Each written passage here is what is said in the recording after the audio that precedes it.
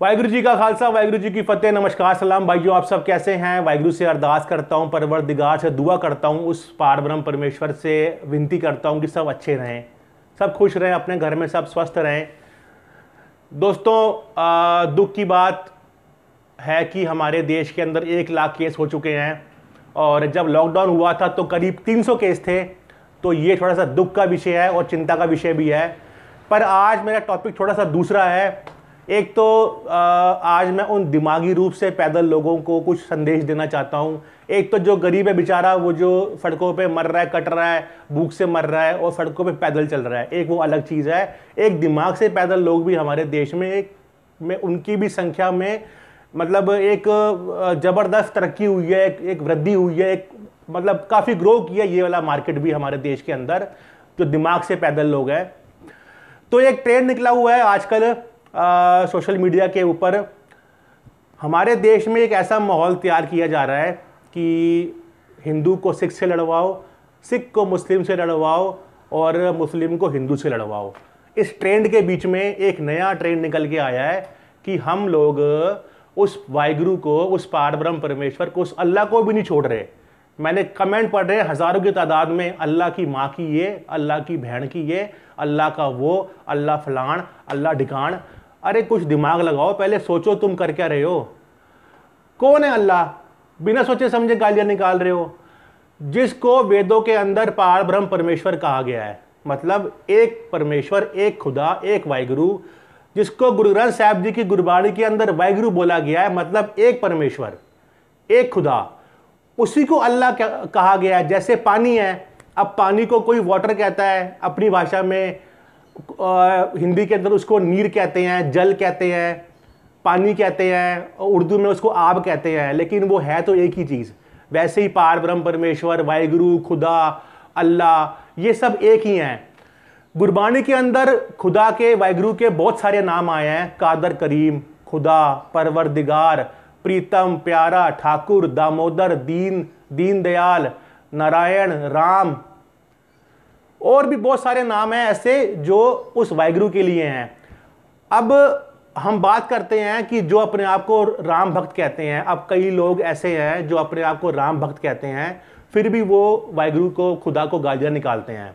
देखो, जो गुरबाणी के अंदर राम शब्द आया ना, राम, नारायण, ऐसे शब्द हैं गुरबाणी के अंदर, वो सब वो कोई इंसान के प्रति या किसी देवते के लिए नहीं है। वो ये सब निरंकार है। ये जो सतयुग के अंदर भगत प्रहलाद किसकी उपासना करते थे, वो राम कौन है? वो राम, निरंकार राम की बात हुई है गुरबाणी के अंदर, किसी देह की बात नहीं हुई है। गुरबाणी का किसी भी शारीरिक देहधारी से कोई संबंध नहीं है।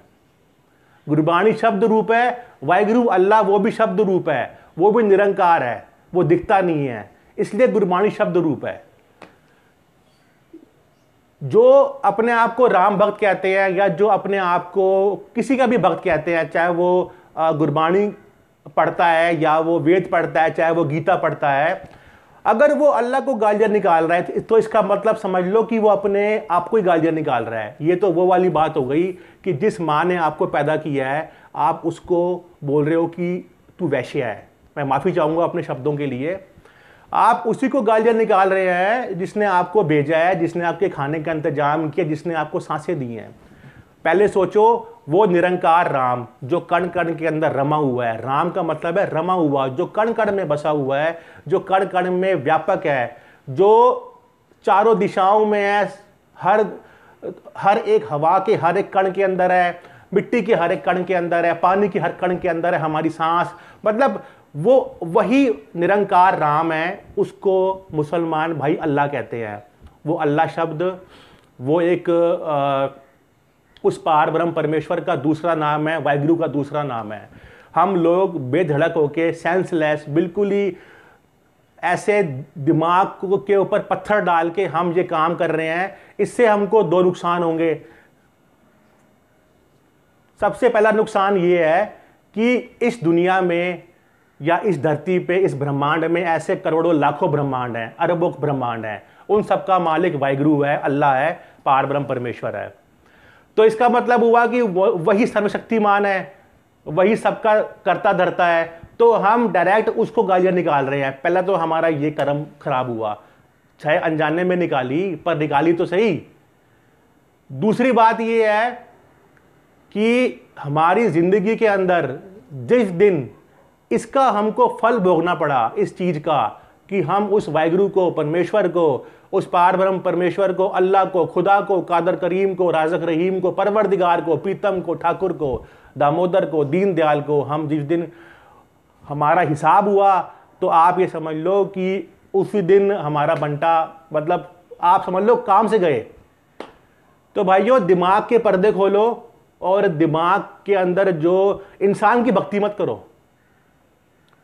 ये मत सोचो कि कोई एक इंसान कोई बात बोल रहा है तो वो सच है। आप खुद पढ़ो भाई, जो हिंदू भाई हैं वो वेद पढ़े, जो सिख भाई हैं वो गुरु ग्रंथ साहिब जी पढ़े, सबको सब समझ में आ जाएगा। रातों रात एक दिन लगेगा आपको समझने में कि हम लोग क्या गलती कर रहे थे, पर हम लोग डिपेंडेंट हैं कि वो हमको बता रहा है, वो धर्म का ज्ञाता है। अंदर सब दारू पीते हैं, अंदर सब मीट मुर्गे चिकन खाते हैं, सब नशे करते हैं। ये जो भी अपने आप को राम रहीम, आसाराम और वो चिन्मयानंद जो भी हैं, सब है ना अंदर ही, अपने आप को दिखाते थे बहुत बड़ा महात्मा महापुरुष दिखाते थे। क्या किया? दिमाग से वासना नहीं गई। तो जिसके दिमाग के अंदर से वासना ही नहीं गई वो काहे का महापुरुष, काहे का महात्मा। और भी ऐसे लाखों जो गुरमीत राम रहीम है, वो क्या करता था वो आप सबको मालूम है। आसाराम ने क्या किया सबको मालूम है। और भी बहुत डेरे वाले हैं। मैं ये नहीं कहता कि हिंदू के खराब हैं, सिखों में भी कई ऐसे डेरे बने हुए हैं जो लोगों को गलत रास्ते पे डाल रहे हैं। मुसलमानों के जो मौलाना है वो उनको डाल रहे हैं गलत रास्ते पे। लेकिन हमारा फर्ज यहाँ पे क्या बनता है कि उस चीज को पढ़ो, हमारे जो धर्म ग्रंथ है उनको पढ़ो, उनको समझो। और आपसे हाथ जोड़ के विनती है भाइयों, मेरा समझाना फर्ज था, बाकी मानना ना मानना आपकी मर्जी है। ऐसे अंधाधुंध बहती गंगा में हाथ धोना छोड़ दो। ऐसे बिना सोचे समझे अल्लाह की माँ की ये, अल्लाह की बहन की ये, अल्लाह वो। अरे भाई तुमको मुसलमानों से या जो आतंकवादी हैं अगर वो अल्लाह अकबर कह के लोगों को मार रहे हैं तो अल्लाह ने नहीं बोला उनको अल्लाह ने व्हाट्सएप नहीं किया, उनको अल्लाह ने वीडियो कॉल से नहीं समझाया, उनको अल्लाह ने फेसबुक पे पोस्ट नहीं डाली, ना उनसे बात करी। ये उनकी अपनी मन गढ़ंत है। ये सब उनकी अपने अंदर से निकली हुई एक कल्पना है कि हमको अल्लाह कहता है लोगों को मारो। गुरबाणी क्या कहती है यहाँ पे? कोई बोले राम राम, कोई खुदाए, कोई सेवे गुसैया, कोई अल्लाह। कोई कहता है राम है, जो निरंकार राम है वो उसकी पूजा करता है, कोई अल्लाह की पूजा करता है, कोई उसको गुसैया कहता है, कोई ठाकुर कहता है, कोई प्रीतम कहता है, कोई जगदीश्वर कहता है, कोई उसको कुछ और कहता है। लेकिन सब लोग ये जो झरने हैं ये सब एक ही नदी में लास्ट में जाके मिल जाते हैं। तो मेरे भाइयों आपसे विनती है कि अपने दिमाग के पर्दे खोलो, अल्लाह शब्द को गालियां मत निकालो। तुमको आतंकवादियों से प्रॉब्लम है, तुमको कोई कुछ कहता है अगर तुमको, तो उस बंदे के नाम से तुम उसको गालियां दो, कोई दिक्कत नहीं है। मैं इसलिए कह रहा हूं आपको क्योंकि मुझे इस बात से प्रॉब्लम हो रही है। अल्लाह जो शब्द है वो गुरबाणी के अंदर आया, अव्वल अल्लाह नूर उपाया, कुदरत के सब बंदे एक नूर ते सब जग उपजा, कौन पले को मंदे। अल्लाह ने, कादर करीम ने, वाहिगुरु ने इस दुनिया, उसके नूर से ये दुनिया बनी है। सब कुदरत के बंदे हैं, तो कौन बुरा हुआ कौन अच्छा हुआ यार। भाई पानी है और हवा है, उस पर किसी का अधिकार हो सकता है? नहीं हो सकता। वैसे खुदा पे, अल्लाह पे, परवरदिगार पे किसी का कोई अधिकार नहीं है, वो सबका है। हाँ, जो उसकी भक्ति करता है, जो उसको प्यार करता है वो उसको पा लेता है, पर उसने जो देना है इंसान को वो देगा ही देगा। तो मेरे भाइयों आपसे अपील है कि बिना सोचे समझे, बिना अपने दिमाग को यूज करो, अपने धर्म ग्रंथ पढ़ो। वेदों के अंदर भी एक निरंकार, एक परमेश्वर की भक्ति बताई गई है। वेदों के अंदर कहीं पर भी मूर्ति पूजा को नहीं बताया गया। मैं कोई आपको टारगेट नहीं कर रहा, मैं आपको बता रहा हूं क्योंकि मैं भी पढ़ता हूं। मैं गीता के कुछ श्लोक पढ़े हैं और मैं वेदों के कुछ श्लोक पढ़े हैं जिसके अंदर ये साफ हो गया है कि मूर्ति पूजा नहीं करनी चाहिए।